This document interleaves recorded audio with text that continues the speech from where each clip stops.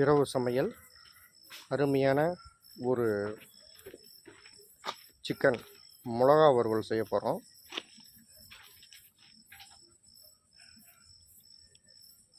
அடுப்பு பற்ற வச்சாச்சு.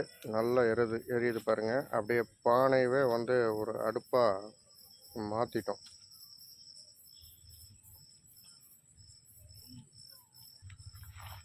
இப்போ கடாயை வச்சிடலாம் அடுப்பில்.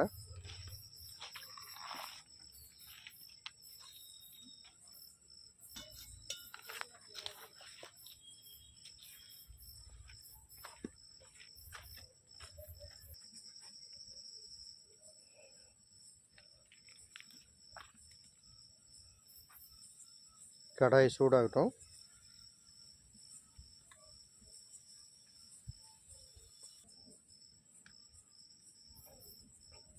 கடாய் சூடாயிடுச்சு. இப்போ சுத்தமான கடலெண்ணெயை இதில் சேர்த்திக்கலாம்.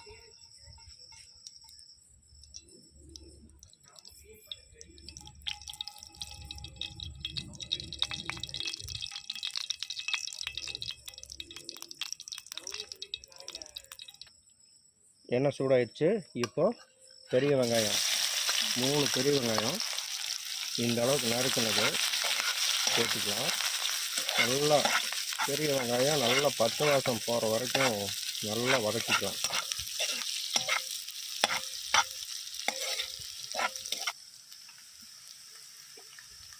இஞ்சி பூண்டு விழுது ஒரு பேக்கெட் போட்டுக்கலாம்.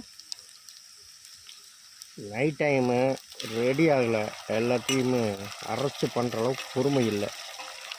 அதனால் பேக்கெட்டில் வாங்கின இஞ்சி பூண்டு விழுது.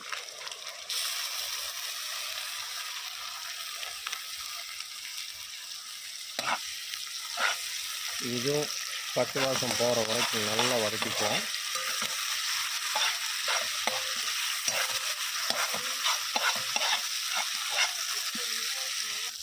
இந்த அளவுக்கு வெங்காயம் இஞ்சி பூண்டு விழுது நல்லா ஃப்ரை ஆகணும். இப்போது 2 கிலோ சிக்கன் சேர்த்திக்கலாம்.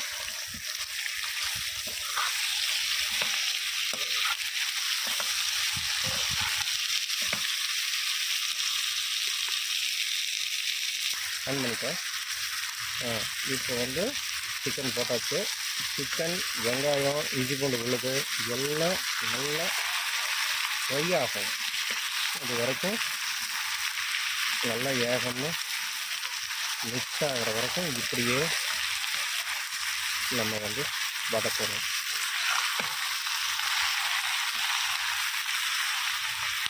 இது மாதிரி செஞ்சு பார்த்தீங்கன்னா டேஸ்ட் அப்படியே வாயிலேயே நிற்கும்.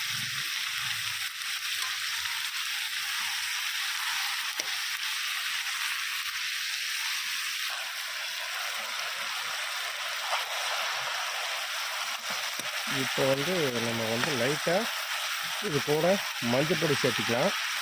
உப்பு இப்போ சேர்த்தக்கூடாது. இப்போ உப்பு சேர்த்துனீங்கன்னா அந்த டேஸ்ட் வராது. கறியில் உப்பு நல்லா இறங்காது. அதனால் நல்ல கறியில் வர்ற தண்ணி பாருங்கள், தண்ணியே ஊற்றலை, எவ்வளோ தண்ணி வருதுன்னு. இந்த தண்ணியெல்லாம் சுண்டணும். அப்போ தான் இந்த சிக்கன் நல்ல ஒரு டேஸ்ட்டு கொடுக்கும். இப்போது நம்ம மஞ்சப்பொடி,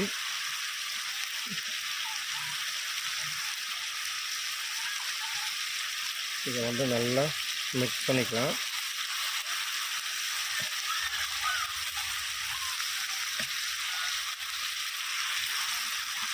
அடுப்பு சரியாக உட்காரல ஏங்கண்ணா. இல்லை, அவசரத்தில் பண்ணால் இப்படி தான் இருக்குது.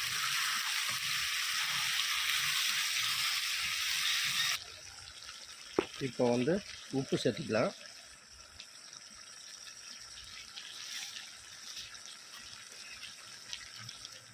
தேவையான அளவு அப்புறம் பார்த்துட்டு சேர்த்திக்கலாம். பாருங்க, நம்ம தனியாக ஊற்றலை.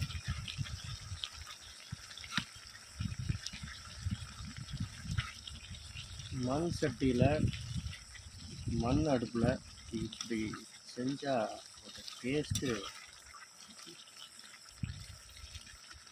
கிளைமேட்டிக் கண்டிஷன் அப்படி இருக்குது.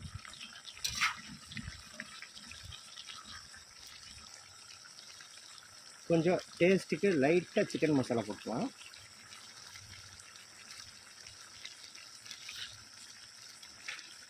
ரெண்டு கிலோ சிக்கனுக்கு நான் ஒரு 3 ஸ்பூன் சிக்கன் மசாலா போட்டுருக்கிறேன். இதே அளவு நீங்களும் போட்டுக்கேன்.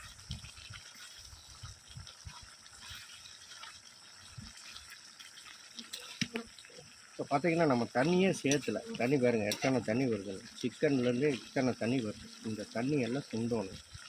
இப்போது நம்ம டிஷ்ஷோட முக்கியமான கதாநாயகனை சேர்த்திடலாம். இவர் தான் அந்த கதாநாயகன். இவரை போட்டால் தான் இந்த டிஷ்ஷோட டேஸ்ட்டே வந்து தனியாக இருக்கும். நான் வந்து ஒரு 50 வரமிளகா சேர்த்திருக்கேன்.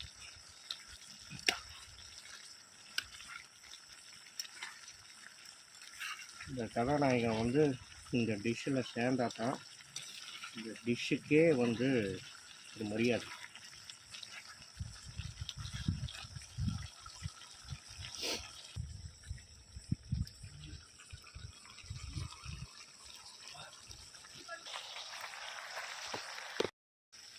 இப்போ வந்து தண்ணி ஓரளவுக்கு சுண்டிருச்சு. இப்போ இந்த டைமு நம்ம வந்து கறி முழுகிற அளவுக்கு தண்ணி சேர்த்திக்கலாம். இல்லைன்னா அடி பிடிச்சிரும். ஓகேங்களா?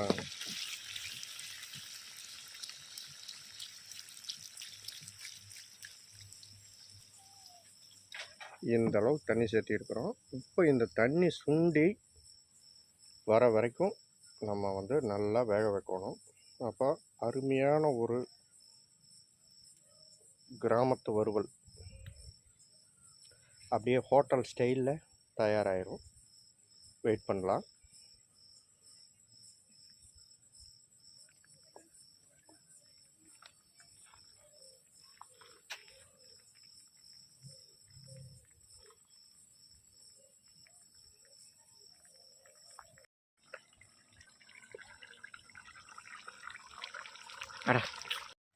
அடுப்பு சும்மா ஜம்முன்னு எறியுது பாரு. இந்த தண்ணி வந்து சுண்டுச்சுன்னா சூப்பராக இருக்கும். இதே நாட்டுக்கோழியில் பண்ணால் அதோட டேஸ்ட்டே வேறுங்க. நாட்டுக்கோழி டேஸ்ட்டு கொண்டு வந்துடலாம்.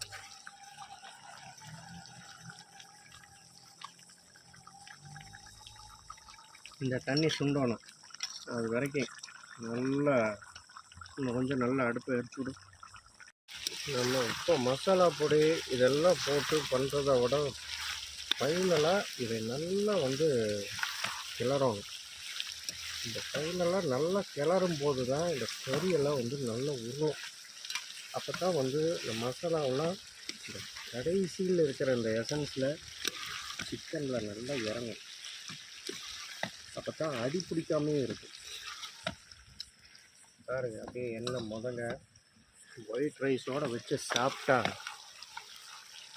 எப்படி இருக்கும் தெரியுங்களா? இந்த மலை ஏறத்துக்கு இந்த ஜம்முன்னு இருக்கும். நம்ம டிஷ் பக்காவாக ரெடி ஆயிடுச்சு. இப்போ இந்த கொத்தமல்லி தழை எல்லாத்தையும் போட்டு நல்லா ஒரு பெரட்டி எடுத்துடலாம்.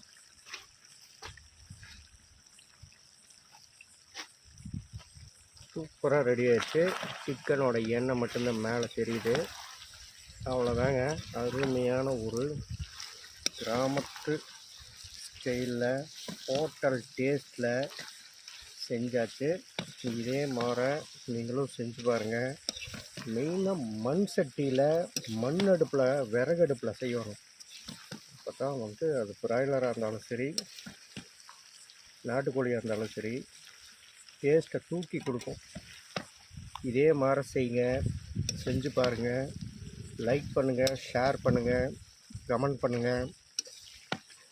நன்றி, வணக்கம்.